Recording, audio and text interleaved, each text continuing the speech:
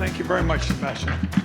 Appreciate the opportunity to be here and share with you some results or some thoughts that came out of work that was actually initiated by John Edstrom, who was my predecessor in Colusa County, and also Bill Kruger, who was in Glenn County for years, as well as the crew at Nichols. So in 2006, John and Bill planted this organic from the scratch block, Nichols Soil Lab there in Arbuckle, buried double line drip. Actually, they started above ground, then buried it. It's nonpareil on level with every fourth tree down the row is Fritz. So it's heavy to nonpareil, 16 by 22. And they planted the entire block, and there's 32 rows total, and 8 rows are conventional, farmed conventional practices. Those same trees, that same irrigation system is treated organically, and now looks, well, a few years ago, looks like this. This is the organic block. Weed management is by mowing in the middles and propane flaming down the row. As you can see, the irrigation system's buried. Yields have been 60 to 80% of conventional over time. Purple line is conventional, the darker line is organic. Early on, we had rust was an issue, and we just, it's true that when you lose your leaves in the middle of the summer, you don't have the flower buds the next year. When we controlled the rust with sulfur, we got back into production. From that study, most of the information I'm presenting comes and references around it, conversations with our other advisors and people in the organic business. As Patrick pointed out earlier, if you throw in the atmospheric nutrition, oxygen, carbon, nitrogen, there's 18 essential elements. Really, statewide and crop-wide, we really worry about 4 of them. There are obviously others are concerned perhaps in some regions, but nitrogen, potassium, boron, and zinc are every year, every row kind of thing to address. You can get zinc and boron, you can get OMRI-approved Solubor treated. I would just treat your organic boron program like your conventional program. Similar with zinc, you can get OMRI-approved foliar zinc programs. They're micronutrients. You don't need to spend that much time with the amount of time and money for those practices. The timing, the programs have to be addressed carefully, but the materials are available. Same thing with potassium. You can get OMRI-approved SOP. You can get it, the ultrafine soluble grade. You can put it on dry. You treat your potassium program in an organic block very, very similarly to a conventional program. The problem is nitrogen. It's the issue, as far as I'm concerned, in my opinion, and I put the IMO there just because it's my opinion. Maintaining adequate nitrogen in the orchard and economic production is the challenge in organic almond production as far as nutrition goes. And really, as far as production goes, water I know is a huge issue. If it's not available, then you have in an arid system. But year in and year out, water availability comes and goes, but nitrogen is a huge cost and a challenge. And we all know these, but I just want to state them. Almonds use more nitrogen than any other tree crop. And most of you probably know organic nitrogen sources are much more expensive than your standard synthetic UN32. Most of those organic materials are insoluble. Insoluble means that you have to have mineralization to get to a form that's plant available. Mineralization, if you broadcast that and you get mineralization in the soil surface and you get mineralization goes to ammonia, get ammonia in the soil surface, you get volatilization, you get loss you can have significant losses of nitrogen. So how do you limit volatilization with broadcast without incorporating? Conventional, the way our systems have been developed in California for almonds have been, you do not touch the soil surface. I know guys who put on aerial applications because they don't want to put ruts in the orchard. You build your whole system around a clean, smooth orchard floor. So how are you going to get, if incorporation is key to keeping your expensive organic nitrogen in the system, how do you work around your orchard floor situation? How does incorporation impact harvest?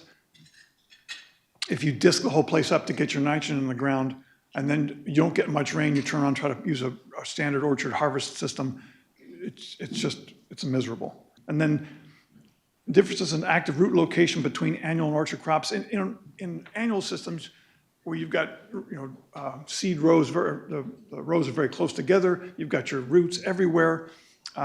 Incorporation works pretty well. You also don't have, it's an annual crop. Whereas in orchard crops, you've got as Wes was pointing out, Wes SI was pointing out, most of your roots are down the tree row, and you're trying to keep a clean, weed-free strip. How do you incorporate in those situations to drive your nitrogen program? We also know that, as Patrick pointed, you've seen this slide many times today, when in a mature orchard, when the crop's in the field, that's when you need the availability of nitrogen. Maybe in an organic system, it's a little different because of the cost of liquid organic is a lot.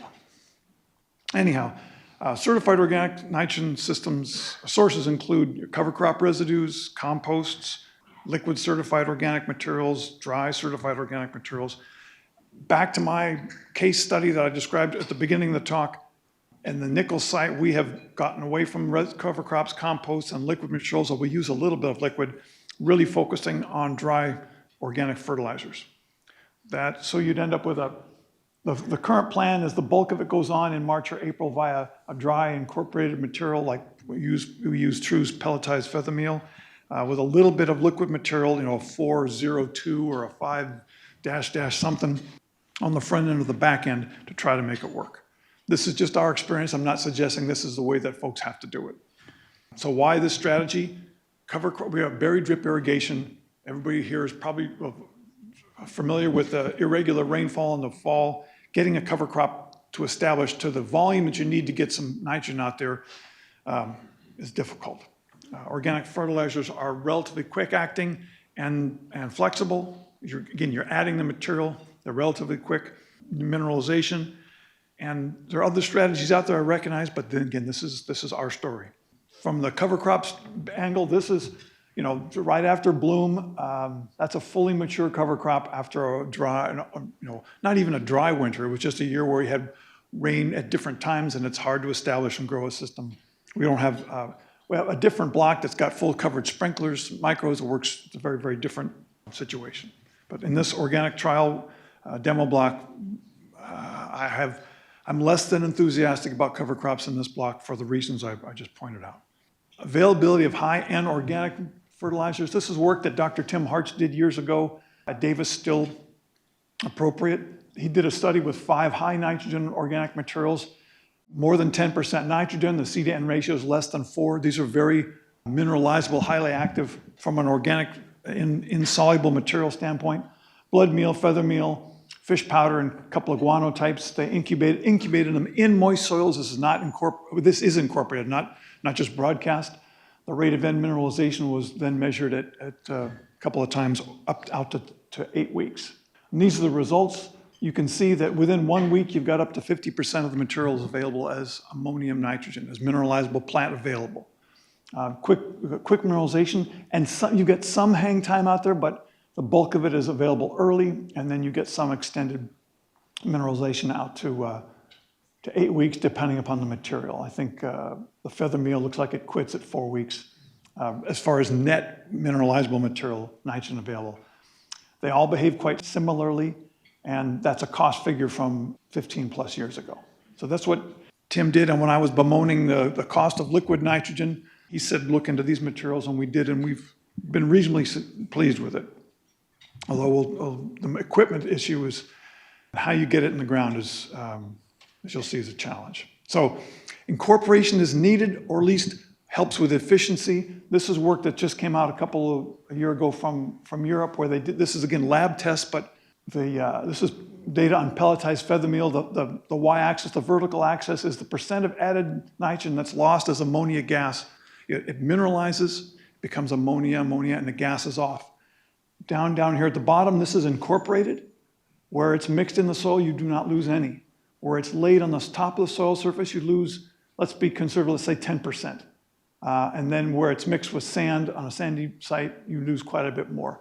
If you go back, if you're getting, let's look at feather meal, you're getting 50 to 70% mineralized in a closed system when it's incorporated. If you take that 10% from an unincorporated system off the top, you've lost quite a bit of the nitrogen you just paid for. So there's your sand incorporated, there's your soil, but unincorporated, just laid on the surface. And then there's your soil incorporated, mixed in with the materials mixed in with the soil. You get no losses. So most active roots are in the irrigated soil zone, which Wes pointed out. disking or rototilling to mix in to incorporate your cover crop material or your fertilizer or your compost, destroys the fine roots in the tillage zone and reduces your nutrient uptake capacity.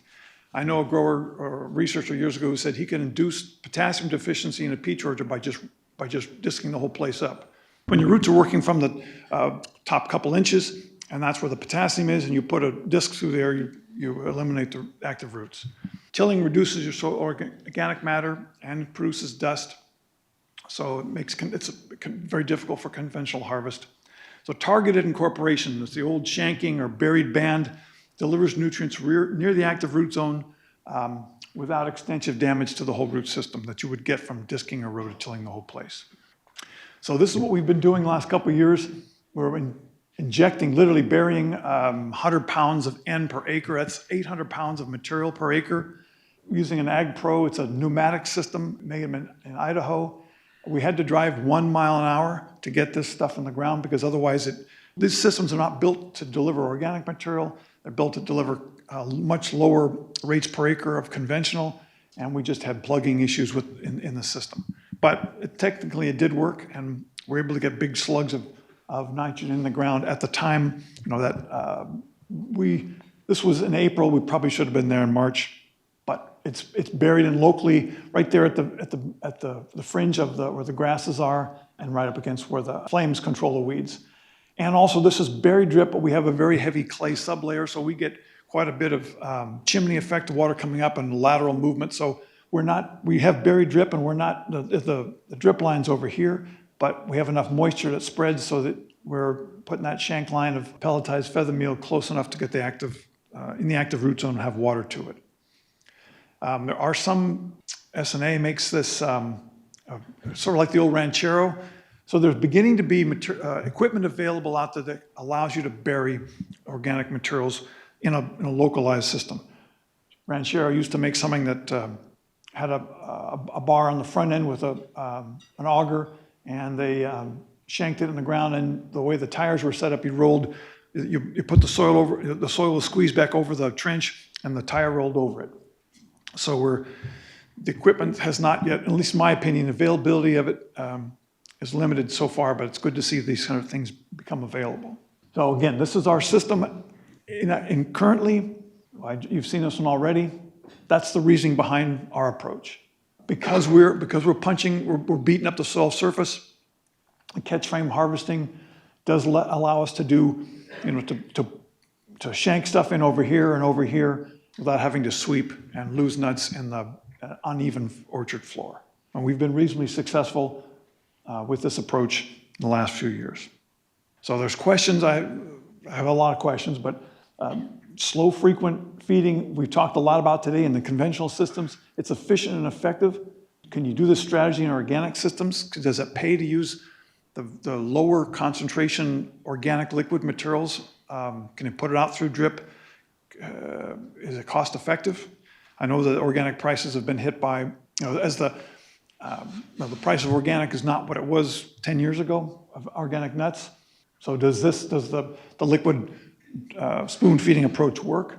Would that approach be just through active fertigation, or can you do some fertigation plus some mineralization of a compost or an increased soil organic matter, which increases the amount of mineralized nitrogen across the block?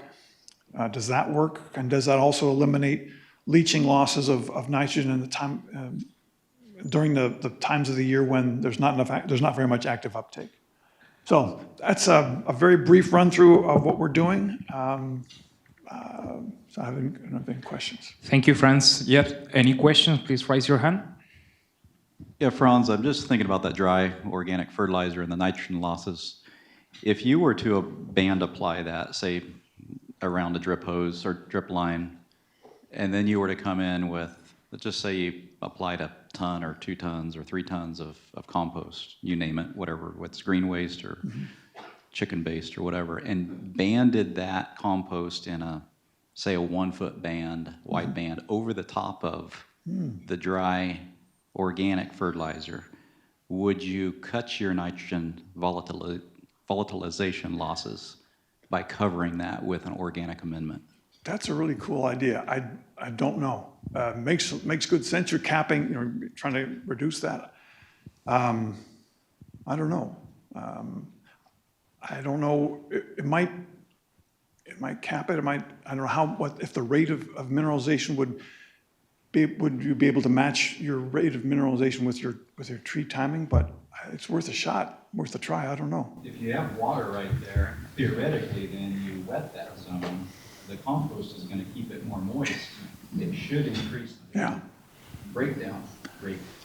You know, that beats the heck out of us trying to find a unit to incorporate it, because everybody's got something that'll auger it out. So that's it's worth my trip down here. Thank you. It's worth a shot. It makes good sense. But I can't say. So in organic, the cover crop can be a big part of filling your biodiversity requirement. So I don't know how you're dealing with that, not having those around. But the other thing is that as we've done, you know, in theory, the figure we're doing it is to spread a fertilizer and then mow cover crop right over the top of it and have that kind of protecting, similar to what Tracy was saying. So they can kind of come together. Plus the roots, you know, you cut it and the roots release, especially if you have legumes. A lot of nitrogen right then. No, thank you. That's an intriguing idea. There's lots of things to look at on that. The cover crops may have value or should have value in other places besides nutrition. So here, All right, let's give a round of applause to Franz. Thank you very much for your time.